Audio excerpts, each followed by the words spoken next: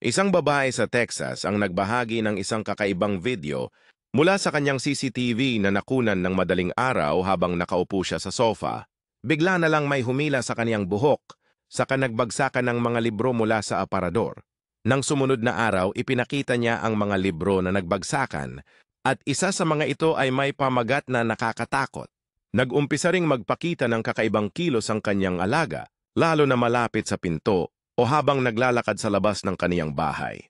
Lumala ang sitwasyon nang biglang nagsimulang mag-ring ng maingay ang doorbell, ngunit wala naman tao doon.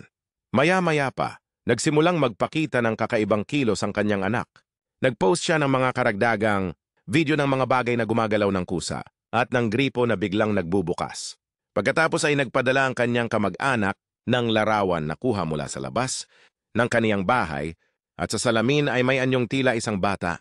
Nang siya ay nagmadali upang suriin ang kwarto, walang bata o laruan ang naroon. May mga nakita pa siyang mga anino na lumilipad malapit sa pinto.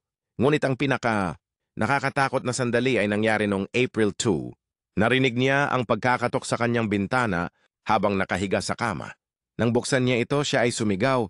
Sa isang slow motion na frame, tila isang ulo ang lumitaw sa bintana. Pagkatapos nito, hindi na siya nag-post muli.